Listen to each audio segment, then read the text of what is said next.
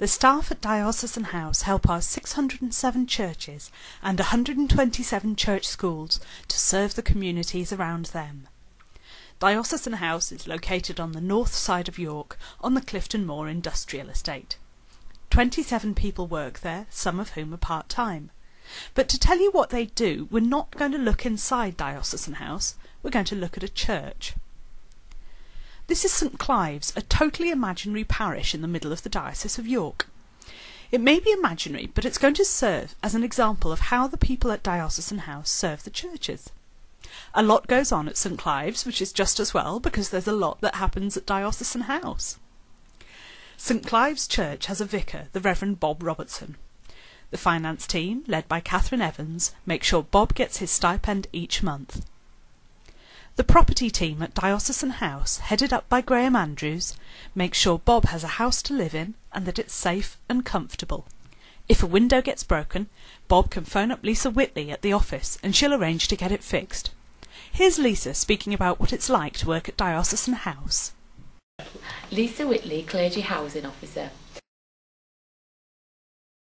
Well, anything from dripping taps to, ceilings coming down, to the insurance claims, to, freezing pipes, to the roof, anything from the drain right up underneath the house right to the top of it, and the grounds as well. You've got to keep the files up to date, the boiler servicing, paying the invoices, paying council tax, electrical, periodic electrical inspections, anything like that. They're like things that are ongoing all the time. But a typical day is that you've got your jobs that you need to do, but then you've got the phone calls in between, and you've got to decide which ones are urgent and which ones aren't. Some can wait, and some can. Yeah. But when somebody rings and says, "Oh, my ceiling's falling on my head," or "There's something nasty coming out of my drain," then you tend to get on with that. We've got like a band of contractors throughout the diocese who we ring up and just say, "Help, please." I mean, some vicars, they do have, a lot of vicars have local, people who they use themselves, and sometimes they actually come to us afterwards and say, "Oh, we've got so-and-so, and they've done it," and that's absolutely fine. And then sometimes they'll ring and say, "Oh, I've got a wasp's nest, what shall I do?" And I'll say, "Oh, can you ring the council, can you sort it out?" So sometimes that does happen, but most of the time, a lot of it is done through this office, but it's better for that, because then we've got a record of what we've done.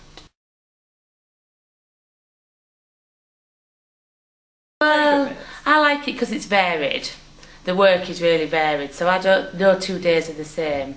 In my previous, where I used to work before, it was quite boring, which is why I left. It was a bit, it became a bit tedious, which you don't really get here, because it's very varied, and there's always something that's going to catch you out, which is good. St Clive's also has a curate, the Reverend Carly Curate.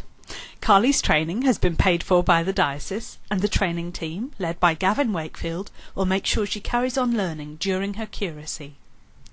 In this case, the PCC owns the house she'll be moving into. The finance team help her pay for moving house, covering the cost of removals. The property team gives the PCC help on how to manage the property and keep within the laws. St Clive's also has a new housing development nearby. The church wants to take the message of God's love to the people that live there, and the training team can help point them to resources and initiatives like Back to Church Sunday to help engage with these people. They have also provided training for the new PCC treasurer with the help of Catherine from Finance, and have provided training for other people with the Equipping God's People courses. Near the church is St Clive's Church of England Primary School. Bob is one of the governors at the school, and he and the PCC think it's important that the children in their community have a distinctively Christian education. He's helped in this by the education team at Diocesan House, led by Anne Lees. They've worked with the school on new ideas for RE and collective worship, and helped the school appoint a new head teacher. St Clive's PCC secretary is the foundation governor for the school, and she's received some excellent training from the education team on her role. The education team also keeps up to date with initiatives from the Department for Education and supports Christian education in all our schools. As one of the diocesan church schools, St Clive's Primary took part in last year's service to celebrate the 200th anniversary of the National Society, founded by Joshua Watson. And here's a quick clip about the service. I'm Anne Lees and I'm Director of Education for the Diocese. This service has been in planning for absolutely months. All of the education team have worked really hard. The staff of the Minster have been just fantastic. It's been a real joint effort. It's gone so well. You plan for ages, but actually nothing quite makes you anticipate the excitement when you come into the Minster.